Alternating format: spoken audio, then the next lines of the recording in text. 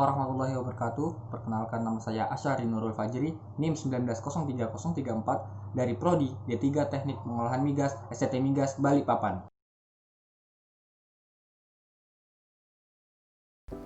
Saat ini, bahan bakar fosil merupakan sumber energi secara global.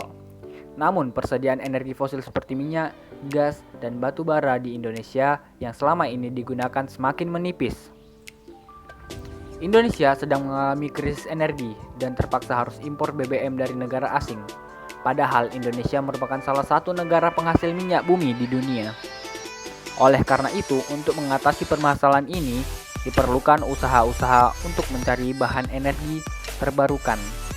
Salah satunya bahan bakar alternatif yang ramah lingkungan dan berasal dari sumber daya yang dapat diperbaharui, seperti biodiesel.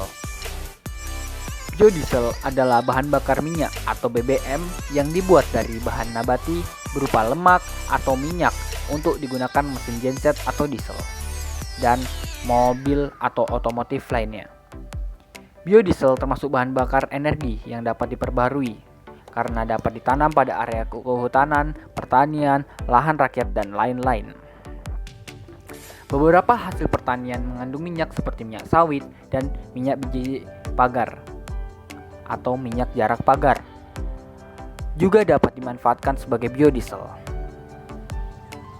Minyak nabati terdiri dari 90-98% trigliserida dan sejumlah kecil mono dan gliserida.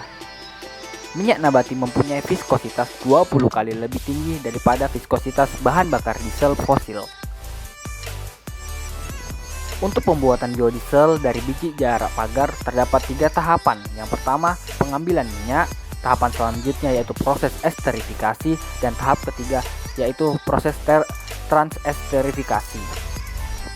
Tanaman jarak pagar merupakan tanaman perdu yang berasal dari Meksiko, Amerika Tengah, dan mulai ditanam di Indonesia semenjak zaman penjajahan Jepang, yaitu tahun 1942, untuk digunakan sebagai bahan bakar kendaraan perang milik Jepang.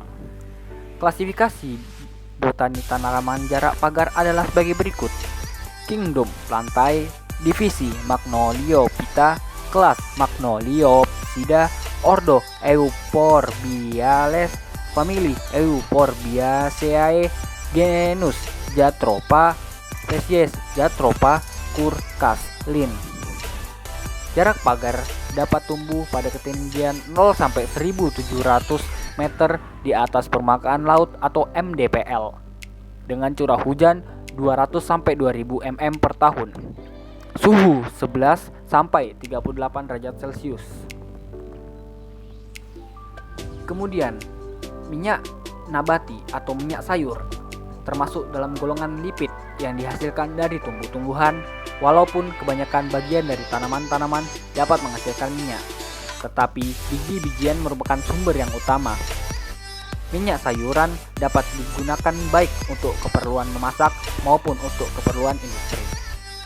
Beberapa jenis minyak seperti minyak biji kapas, minyak jarak, dan beberapa jenis dari minyak rapeseed tidak cocok untuk dikonsumsi tanpa pengolahan khusus.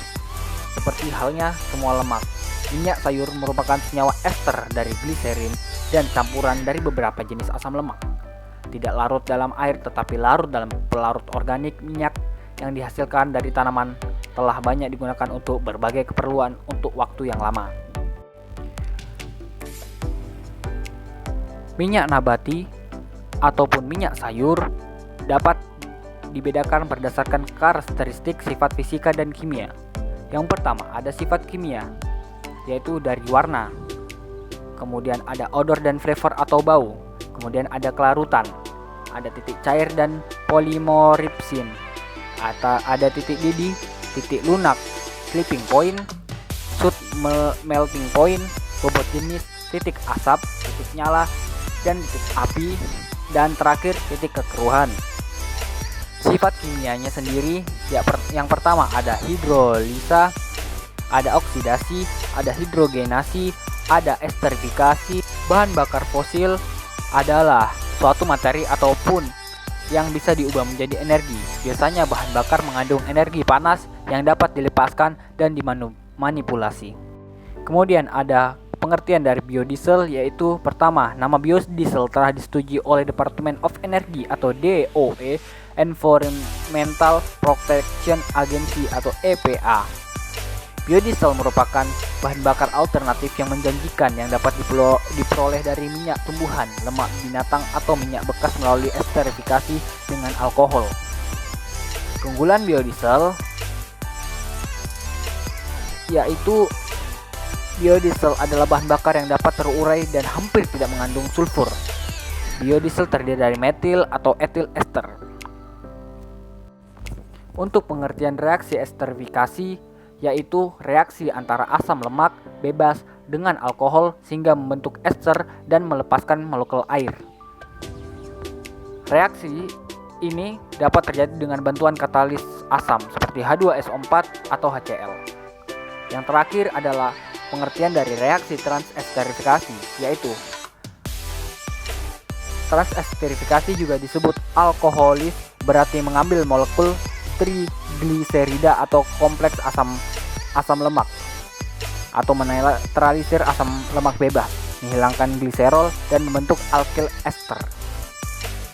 Kemudian yang terakhir yaitu adalah proses penelitian. Proses penelitian ini diawali dengan proses pembuatan minyak jarak, kemudian ada tahap esterifikasi, kemudian ada tahap proses transesterifikasi, dan yang terakhir adalah uji sifat fisika kimia biodiesel.